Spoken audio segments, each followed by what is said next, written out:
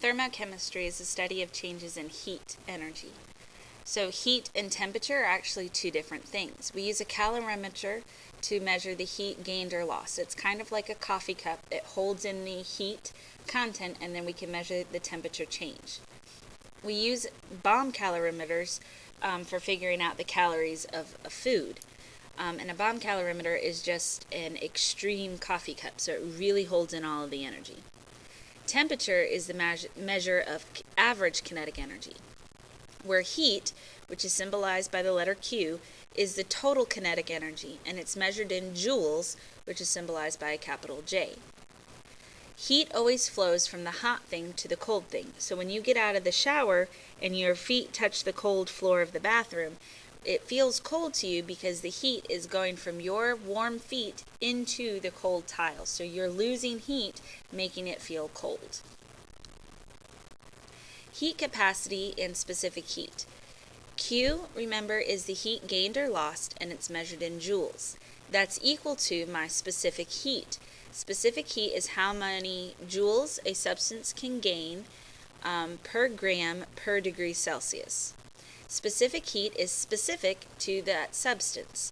So we can actually use specific heat to determine what type of substance we have.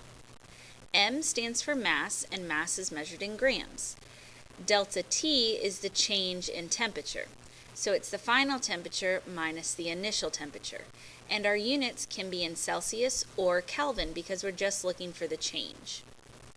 Now, if there's a phase change, then we can actually change the equation a little bit and use Q equals mHV and Q equals mHF.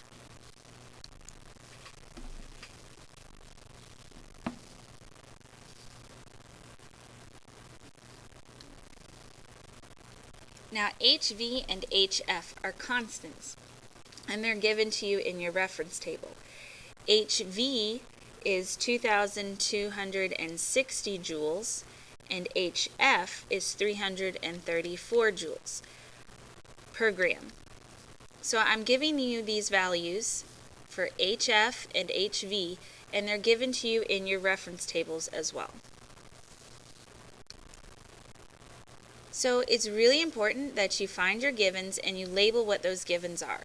So we have 74 grams, we have 15 degrees Celsius to 45 degrees Celsius, and we have 2 kilojoules. I'm looking for what is the specific heat. Again, it's important to label what you're given so that you can use the appropriate formulas.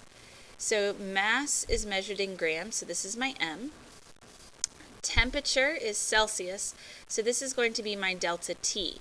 So I'm going to need to find the difference. So delta T equals 45, my final temperature, minus my initial temperature. So we have a change in temperature of 30 degrees Celsius. Joules by itself is the unit for heat, or Q. Now we don't want kilojoules, we want joules. So King Henry died unusually drinking chocolate milk. So we're going from kilojoules, and we want just joules. So that's 1, 2, 3 over to the right. So that would be 2,000 joules. What is the specific heat? Specific heat is symbolized by Cp. So I know I'm using the equation Q equals Cpm delta T. And then I just plug in my numbers and use X for specific heat. So joules equals X times grams times the change in Celsius.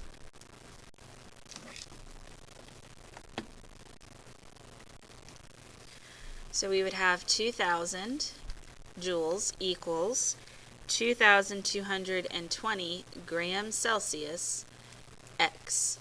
So to solve for X, we would divide, giving us X by itself, grams Celsius,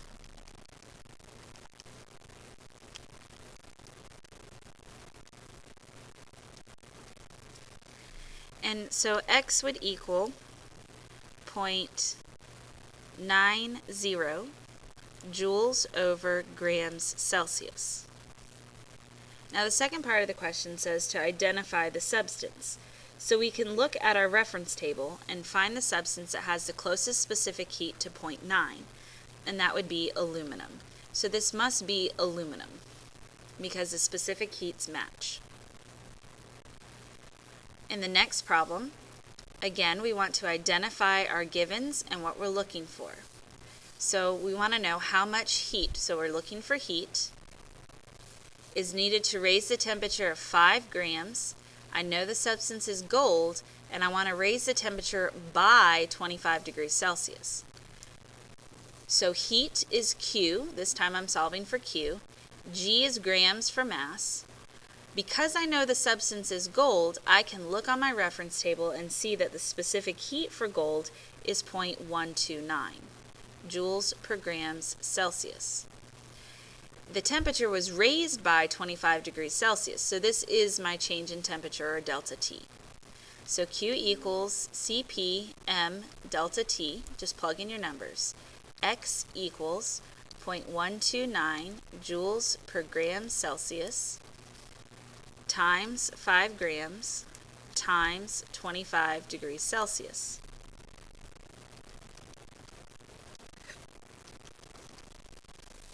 So X would have to be 16.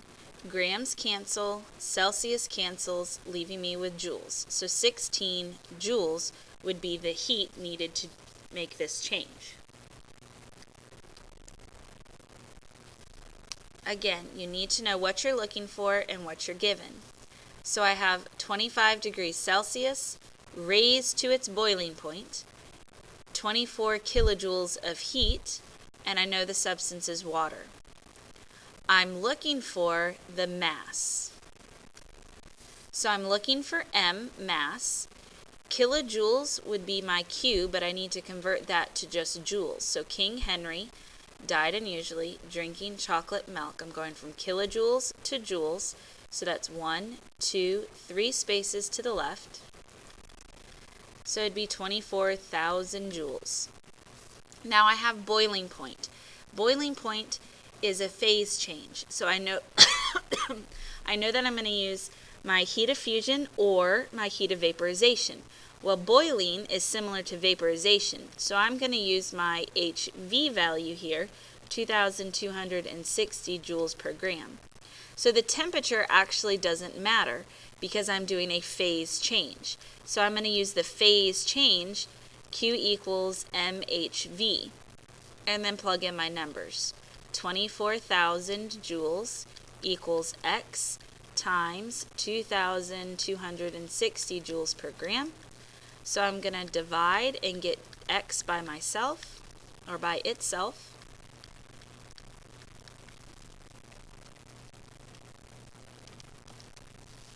My joules will cancel, leaving me with grams, and I would have 11, if I round to the right number of sig figs, 11 grams as my answer.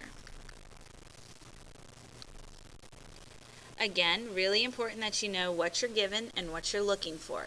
How much heat, so I'm looking for heat, is absorbed when 34 grams of water is melted. So I'm looking for Q. I'm given M. It says water melted. Melting is a phase change, so I'm either using HF, heat of fusion, or HV, heat of vaporization. Well, melting is the same as heat of fusion, so this time I'm going to use my HF, which is 334 joules per gram. So Q equals MHF, plug my numbers in. X equals 3.4 grams times 334 joules per gram. My grams will cancel, leaving me with joules. I only need 2 significant figures, so we'll say 1,100 joules is my answer. Heat of reaction is the amount of heat gained or lost. Enthalpy is what we call that heat gained or lost. It's symbolized by delta H. It's the heat content of the system. Exothermic, heat is released. So we see heat on the product side of our reactions. Or if we're given a value of delta H, it's negative. Endothermic heat is absorbed, so heat would be listed as a reactant. And delta H would be a positive value.